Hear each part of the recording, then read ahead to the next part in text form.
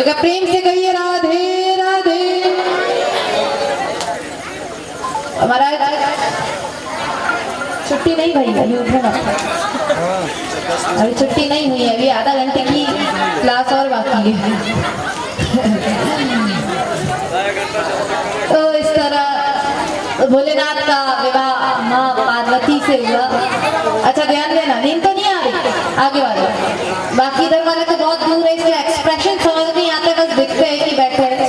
इधर वाले आज दिख नहीं रहे और इधर वाले सो सकते हैं नहीं अभी। तो एक प्रेम से बोलिए भोलेनाथ भगवान की। महाराज बाबा भोले के विवाह में यहाँ बराती में तो जितने भी देवी देवता थे, श्री विष्णु ब्रह्मा जी इत्यादि समस्त देवी देवता मैना रानी की तरफ से आए। ध्यान देना, विवाह इत्यादि में आज बाबा भोले का भी विवाह हुआ। यहाँ भी अनेकों अनेक भेंट आई है, बड़ी सुंदर भेंट आई है। मैं नहीं जानती किनमें दी, पर ठाकुर जी के वस्त्र भी है, ठाकुर जी के आभूषण भी है, उनके हाथ का है, गले का है, और जिन्होंने भी बनाया है बड़ा सुंदर लगा। एक बार उनके लिए मीठी मीठी ताली बजा दीजिए।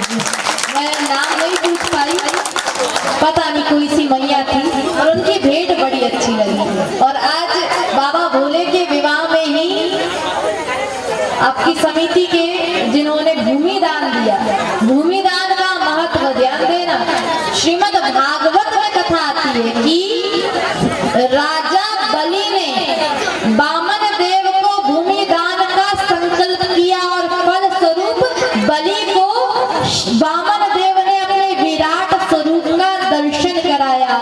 जो भूमि दान देता है निश्चित ही जिस तरह बलि को भगवान के विराट स्वरूप के दर्शन हुए, उसी तरह भूमि दान करने वाले व्यक्ति को भी प्रभु की असीम कृपा प्राप्त होती है। और वो भी सामुदायिक भवन के लिए, क्योंकि अगली बार जब कथा का आयोजन हो, यज्ञ का आयोजन, कोई भी अव्यवस्था ना हो, कोई भी किसी भी प्रकार की अव्यवस्था ना हो, इसलिए केवल किसी व्यक्तिगत कार्य के लिए नहीं, पूरे गांव की भलाई के लिए, पूरे गांव के कार्य के लिए भूमि दान भी हुआ। बहुत सारा यहाँ धनदान हुआ, वस्त्र दान हुआ। ध्यान देना, दान की बड़ी महिमा बताई गई। कहा तन पवित्र सेवा किए, धन पवित्र किए दान, मन पवित्र हरि भजन सो होत त्रिविध कल्याण। तन पवित्र होता है सेवा से। ये जो शरीर है ना, कितना भी महंगा साबुन ले आओ, कितने भी महंगे साबुन से स्नान कर लो, पर तन पवित्र होगा जब आपके गांव में ब्राह्मण आएंगे, संत आएंगे, विप्र आएंगे। जब आप द्विजों की, विप्रों की सेवा करोगे तो ये तन पवित्र होगा सेवा से। तन पवित्र सेवा की, धन पवित्र किए दान। ध्यान देना, धन पवित्र होता है दान देने से। बोले दान नहीं देंगे तो क्या, दान देंगे तो हमारे घर की वस्तु घटना ही है, बोले बढ़ना तो है। ध्यान देना, ऐसा बिल्कुल नहीं है। श्री रामचरितमानस प्रमाण है कि दान देने से वस्तु बढ़ती है, घटती नहीं। बोले प्रमाण क्या? ध्यान देना, मानस में प्रमाण बताया गया कि जब एक महर्षि एक राजर्षि के घर आए। ध्यान देना, महर्षि कौन? तो कहा विश्वामित्र जी। राजर्षि कौन? तो कहा राजा दशरथ। एक महर्षि एक राजर्षि के घर आए तो एक राजा ने एक महर्षि को दान दिया। दान में क्या दिए? 2 पुत्र दिए। कौन कौन से? राम जी और लक्ष्मण जी। ध्यान देना, विश्वामित्र जी को राजा दशरथ ने अपने 2 पुत्र दिए, राम और लक्ष्मण। अच्छा, विश्वामित्र जी के साथ गए कितने थे? 2 लोग। और आए कितने? गए थे 2, आए कितने? 8। आए कौन कौन? राम, लक्ष्मण, भरत, शत्रुघ्न, सीता जी, उर्मिला जी, सिद्धकीर्ति जी, मांडवी जी। रामचरितमानस प्रमाण है। किसी महर्षि को, किसी विप्र को, किसी ब्राह्मण को यज्ञ नारायण में, भागवत की कथा में, शिव चर्चा में अगर आप कोई वस्तु दान देते हैं तो प्रभु उसका 8 गुना ज्यादा आपको लौटाते हैं। बाबा भी खुश हो गए। हाँ, हमारे बाबा जब प्रसन्न होते थे, हम देखो सामने प्रत्यक्ष बैठे, बाबा प्रसन्न होते कोई डमरू बजा देते हैं। ध्यान देना, अगर दान नहीं दोगे तो क्या होगा। आज बहुत सारा दान आया, अन्नदान आया, वस्त्रदान आया है, ठाकुर जी के भी वस्त्र, साड़ी इत्यादि भी आए। अगर दान नहीं दोगे तो क्या होगा। किसी जल से, किसी कुएं से जल निकालो, 2 साल 3 साल 4 साल जल निकालो, वो कुएं का जो जल है ना दूषित हो जाएगा, खराब हो जाएगा, पीने योग्य नहीं होगा वो कुएं का जल। उसी तरह जहाँ आप धन रखते हो, कोई बढ़िया अलमारी, तिजोरी, बक्सा, जिसमें भी आप धन रखते हो, अगर वह धन को निकाल कर किसी देव कार्य में, किसी मंदिर के निर्माण में, यज्ञ की सेवा में, कथा में दान ना करो तो वो भी दूषित हो जाएगा। वह जल की भांति ही धन भी दूषित हो जाएगा। इसलिए अच्छा, उसका प्रभाव क्या होगा। अगर धन दूषित हो गया, प्रभाव क्या होगा। आने वाले समय में, आने वाली जो आपकी पीढ़ी होगी, आने वाली जो आपकी जनरेशन होगी, उनकी मति भ्रमित हो जाएगी। ये मति कितनी भी कोशिश कर लो, राम की भक्ति में लगने वाली है नहीं, लगेगी संसार के मोह माया इत्यादि में। और ध्यान देना, अंततः गत्वा जीवन भर कितना भी धन क्यों ना कमा लो, कितने भी घर क्यों ना बना लो, पर जब गोविंद के धाम पे जाओगे ना, जब वैकुंठ लग जाओगे, ये धन, ये रुपया, ये पैसा, ये बीवी, ये रिश्तेदार कोई साथ नहीं जाना। बस यही जाना है कि आपने कितने बार गौ सेवा करी, कितने बार यज्ञ की परिक्रमा करी, कितने बार कथा को श्रवण किया। दान नहीं दोगे, धन दूषित होगा। आने वाली जो पीढ़ी है, जनरेशन है, उनकी वो बच्चों के मति भ्रमित हो जाएगी। तन पवित्र सेवा की है। अच्छा, ये पहला चीज शायद बताने की जरूरत नहीं, तन पवित्र सेवा की है, क्योंकि मुझे आए यहाँ 4 दिन हो गए, और 4 दिन में मैं जहाँ रुकी हूँ, ये वाला घर, वो घर के सभी सदस्यों ने, वो घर में बिटिया भी आई हुई है ससुराल से, वो घर की बहू, घर के जितने भी सदस्य हैं, मुझे पहले दिन बताना पड़ा कि मुझे ये चीज, ऐसा भोजन करती हूँ, ये आवश्यकताएं हैं, यह कार्य मैं इतने टाइम पर करती हूँ, बताना नहीं पड़ता, और पूरी की पूरी तैयारी पहले ही हो जाती है। जहाँ संतों की सेवा होती है, ब्राह्मण की सेवा होती है, जहाँ विप्रों की सेवा होती, वहाँ हरि कृपा भी होती है। तन पवित्र सेवा किए, धन पवित्र किए, दान और मन पवित्र हरि भजन सो। ध्यान देना, तीसरी चीज बताई, मन पवित्र हरि भजन सो। अभी रात के बज रहे हैं 11:43। आधा हिंदी आधा इंग्लिश, क्योंकि कई जगह गड़बड़ हो जाती है, इसकी समझ जाना चाहिए जी। अब क्या करें, पिताजी सरकारी नौकरी में ए ग्रेड के ऑफिसर, सभी पढ़ा दिए अंग्रेजी माध्यम में। अब अंग्रेजी से डायरेक्ट ट्रांसफर हुआ संस्कृत मीडियम में, सोई गड़बड़ हो जाती है तो हाँ, अभी लगभग 12 बजने वाले, और 12 अभी कई से ऐसे लोग होंगे जो घर में अभी आराम से सो रहे होंगे, अपना मोबाइल चला रहे होंगे, पर आप उनमें से कुछ खास है। कैसे खास कि आप गोविंद की, राघवेंद्र की, बाबा भोले की इस कथा में आधी रात को 12 बजने वाले, और 12 बजे भी आप यहाँ बैठकर अपने मन को पवित्र कर रहे हो, अर्थात राघवेंद्र की, गोविंद की कथा श्रवण कर रहे हो। ध्यान देना, किसी कवि का भाव है कि फलों के बाजार में कुछ अंगूर के गुच्छे हैं। ये खेत पूरा गाँव है ना, ये पूरा गाँव समझ जाओ फलों का बाजार है। जितने यहाँ बैठे हैं ना, ये अंगूर के गुच्छे हैं। फलों के बाजार में कुछ अंगूर के गुच्छे हैं, और भोले के नाम के हमें पागल रहने दो, अर्धरात्रि में बैठे पर हम पागल ही अच्छे हैं। क्योंकि जो बाबा के प्रेम में, बाबा की भक्ति में समय ना देखे, ये ना देखे कि महाराज आधी रात हो रही, नींद भी आएगी, पर क्योंकि ये कथा बार बार नहीं होना, ये कथा महाराज आज हुई है, और शायद अगले साल हो, फिर अगले साल हो, या 6 महीने बाद हो, या 2 महीने बाद हो।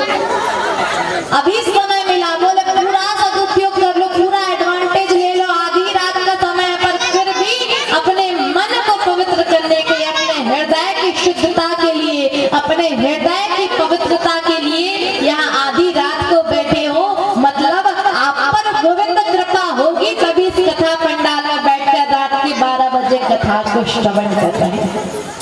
गोविंद कृपा, ध्यान देना, वो भी ऐसी वैसी कृपा नहीं, बोले केवल कृपा नहीं, बोले अति हरि कृपा जाहे पर कोई, बोले कृपा तो है पर अच्छी वाली है, तभी यहाँ बैठकर कथा श्रवण करते हैं। ध्यान देना, तन पवित्र सेवा किए, मन पवित्र की, धन पवित्र किए दान, और मन पवित्र हरि भजन भूत त्रिविध कल्याण। अगर आपने ये तीनों चीजों को कर लिया मतलब आपका कल्याण होना तय है। ध्यान देना, आज कथा का चतुर्थ दिवस और बाबा भोले का जब विवाह हुआ, मैया पार्वती और बाबा भोले जब कैलाश पर्वत पे गए, आज एक बड़ा सुंदर सा अवसर, पार्वती भल अवसरु जान, बोले एक सुंदर सा समय जानकर आज माँ पार्वती ने बाबा से कुछ प्रश्न कर लिए। बोले कब पूछा प्रश्न? बोले पार्वती भल अवसरु जाने, बोले एक सुंदर सा समय देखकर, बोले बाबा भोले का व्यवहार मूड देखकर। बोले क्यों? अच्छा ध्यान देना माता, पति देव काम से थके हारे आए हो, दिन भर की मेहनत धूप में काम करके थके हारे आए, घर में बैठे एक गिलास पानी का मिला नहीं, सोई पत्नी जी शुरू हो जाए, घर में शक्कर नहीं है, चाय पत्ती नहीं है, सब्जी नहीं लाए, तेल नहीं लाए, मिर्ची नहीं है, ये नहीं है, वो नहीं है, सोई क्या होगा घर में? महाभारत। इसलिए माँ पार्वती कहती, बोले अच्छा अवसर देख के, ध्यान देना, अगर कोई कार्य कराना हो तो भल अवसर जाना, अच्छा समय देखकर। आज माँ पार्वती ने भी बड़ा सुंदर सा समय देखकर, अच्छा बड़े बड़े लोग ना भली कोई बात छुपा ले, पर ये बच्चे लोग जो होते ना, ये बच्चे लोग से कोई बात छुपती है नहीं, घर के पूरे सीक्रेट बच्चे लोग जरूर बता देते। मेरे को बच्चे लोग बता रहे थे, हाँ नाम नहीं लेंगे क्योंकि नाम लेंगे तो घर जाके उनकी मैया गड़बड़ कर देनी है, कल पता चला गाल लाल लाल, इसलिए नाम नहीं लेंगे। मेरे को कुछ बच्चे लोग बता रहे थे पूरे सीक्रेट गांव के, हाँ पूरे गांव के सीक्रेट। बोले देवी जी हमारे गांव में झगड़ा बहुत होता है। मैंने बोला अच्छा, मैंने पूछा किसमें? माता माँ बेटे में, पति पत्नी में, भाई भाई में, पड़ोसी पड़ोसी में। बोले सब में होता है। अच्छा ध्यान देना, आप लोग आपके पति देव से लड़ती हो, झगड़ा करके मायके जाती हो? नहीं नहीं जाता, सही में सब बहुत अच्छी हो, जलेबी की जैसे सीधी। ध्यान देना माता, शिव महापुराण प्रमाण है, जब कभी पतिदेव से झगड़ा होना, माता सती और बाबा भोले, जब माता, अभी कथा मैंने संक्षिप्त में श्रवण कराई, पर थोड़ी ही जो प्रसंग चल रहा है इसके थोड़ी ही पहले प्रसंग आता है कि माता सती ने जब सीता का रूप धारण किया, बाबा ने माँ सती को त्याग दिया। क्यों? क्योंकि उनकी माँ स्वरूप सीता का रूप धारण किया, बाबा ने माँ सती को त्याग दिया। सती जान गई थी, बाबा ने मना किया देवी पिताजी के घर मत जाओ, दक्ष प्रजापति क्या यज्ञ हो रहा है, आमंत्रण नहीं मिला, चिट्ठी नहीं मिली, कोई इनविटेशन कार्ड नहीं आया, पीले चावल नहीं आए, मत जाओ। देवी नहीं मानती, पति की आज्ञा के बगैर पिता के घर चले गई। ध्यान देना माताओं, मायके जाओ, कोई बुराई नहीं, कोई मनाई नहीं, मैं कौन हूँ क्यों मना करने वाली, पर जिस दिन झगड़ा हो या पति या सास ससुर की आज्ञा के बगैर कभी मायके मत जाना, और विशेष जिस दिन घर में झगड़ा हो उस दिन तो बिल्कुल ही मत जाना। मेरे से ना कई स्त्रियां शिकायत करती है, हम कई जगह कथा करने जाती हूँ ना, मेरे जहाँ विश्राम कक्ष होता है वहाँ पहुँचने के पहले भीड़ लग जाती है, बहुत सारी बातें पूछने के लिए। मेरे से ना कई लोग कई जगह पूछा गया, देवी जी जो हमारे तरफ के है ना, मैंने पूछा हमारे तरफ के कौन? तो बोले फलाने जी। मैंने बोला फलाने जी कौन? तो बोले पप्पू के पापा। समझ रहे हैं? बोले पप्पू के पापा, जब भी घर में झगड़ा होता है ना, तब मेरी माँ और मेरी बहन को बड़ा याद करते हैं। समझ गए? मैंने बोला चिंता कौन सी बात, कभी घर में झगड़ा हो और आपके तरफ के आपकी माँ और बहन को याद कर रहे हो तो दुखी परेशान मत हो, चिंता मत करो। क्यों? क्योंकि जब आपका ब्याह हुआ, ब्याह वाले दिन पंडित जी बैठे थे, पंडित जी ने मंत्र पढ़े, कन्यादान हुआ, कन्यादान के समय पंडित जी ने बता दिया कि आज से तुम्हारी माँ तुम्हारी सास है, तुम्हारी बहन तुम्हारी ननद है, मतलब गाली दे तो तुम्हारी माँ को नहीं लगने वाली, तुम्हारी सास को गाली बोलना तुम्हारी, तुम जो गाली दे रहे हो मेरी माँ को नहीं, तुम्हारी माँ को लग रही है। जब भी घर में झगड़ा हो, माता मेरा सभी से विशेष निवेदन, इसका मतलब ये नहीं कि गाली दो, पहले कोशिश करो ऐसी वाणी बोलिए मन का आपा होए, औरत को शीतल लगे आपको शीतल होए। आपकी वाणी शीतल जल की तरह होना चाहिए। मुझे आज आचार्य जी बता रहे थे, बोले हम सुबह नहर जाते हैं, बड़ा शीतल जल है, बड़ा ठंडा जल है। कभी नहर का ठंडा ठंडा जल एक पात्र में लेकर आना, उसको चूल्हे पे रखना, खूब गर्म करना, 100 डिग्री सेल्सियस पे गर्म कर लेना। 2 घंटे बाद वो जल ठंडा हो जाएगा, गर्म तो नहीं रहेगा, हाँ ठंडा हो जाएगा। जल का स्वभाव क्या? शीतल रहना, ठंडा रहना। कितना गर्म करो, उबाल लो, कच्चू कर लो, थोड़ी देर बाद ठंडा हो जाएगा।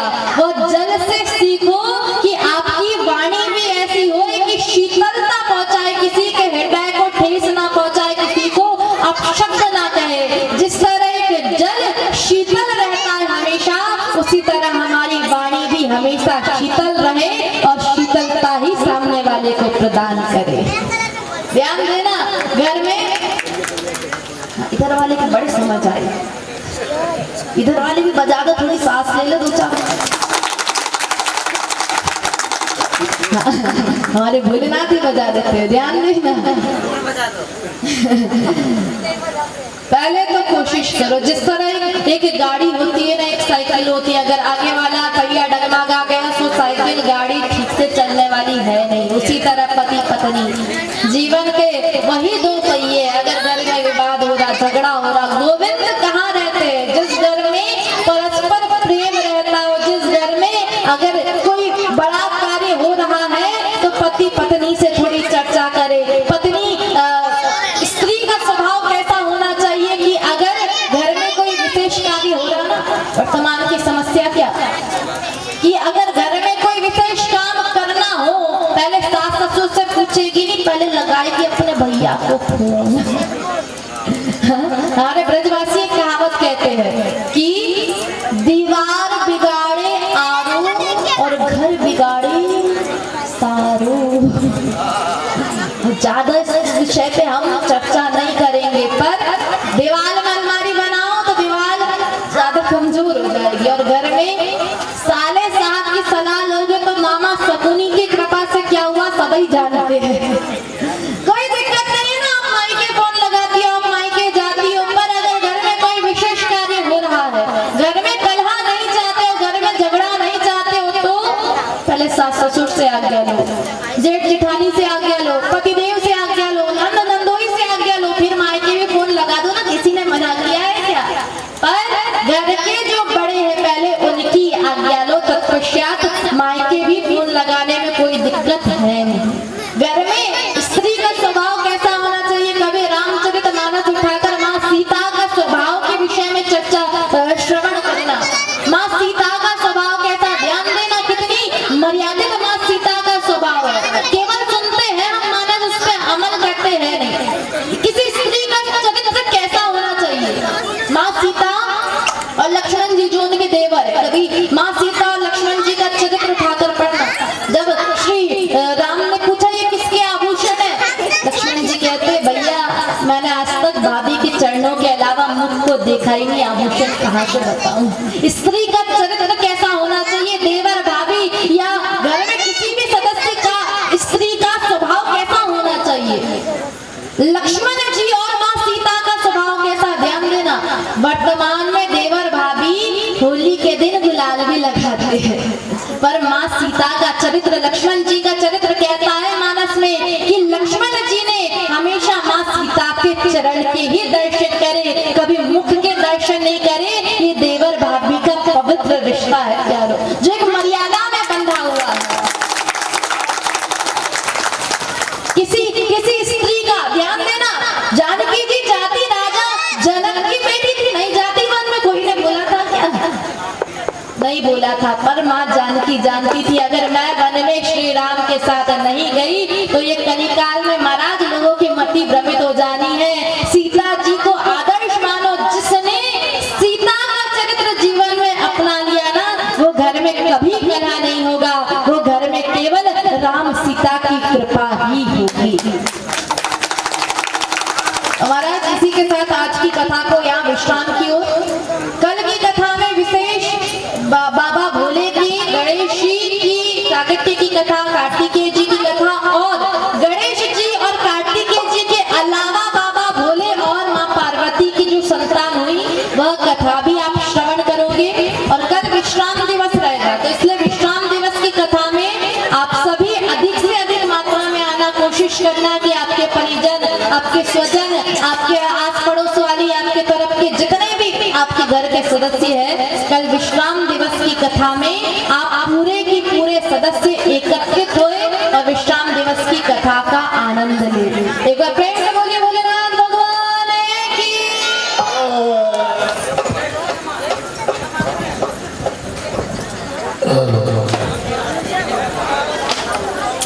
हो जाएंगे हमारे माताएं बहनें लोग जो भी हैं नजदीक आ जाए। और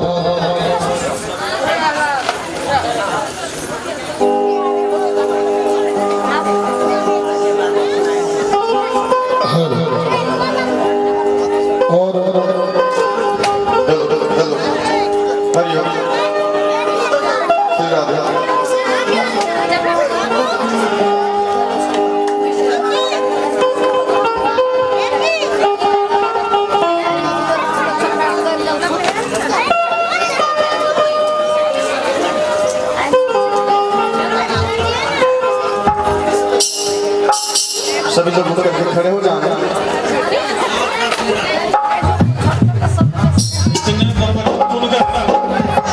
मीठी मीठी बात जनता से ही सुनकर और सभी को खुशी दे करके स्वयं शंकर भगवान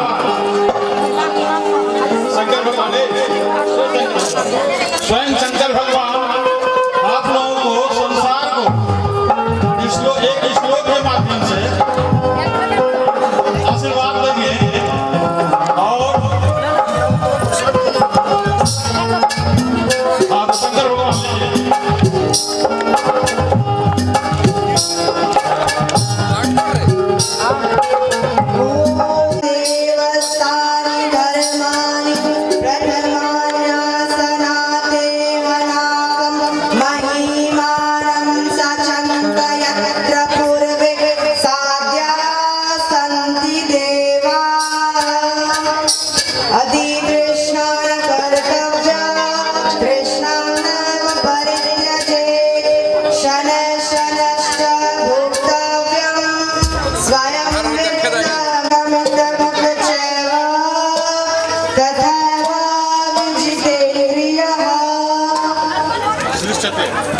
सृष्यते लक्ष्मीश्च पतन्यां महोरात्रे पार्श्वे नक्षत्राणि रूपमस्विनो इखण्डिकानां मोमयिकानां सर्वे लोकं मयिकान्।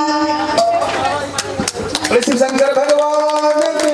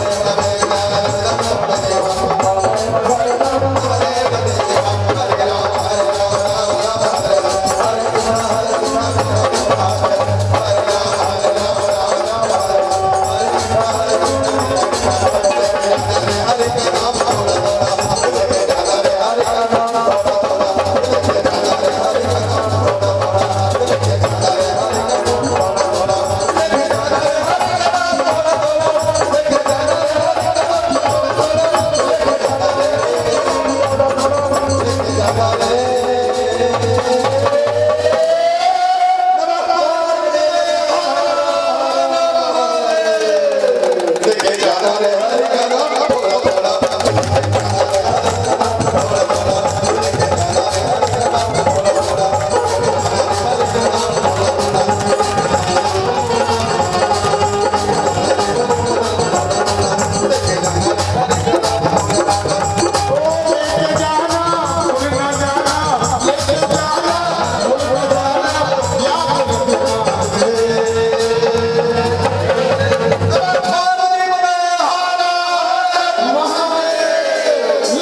हरे हरे का नाम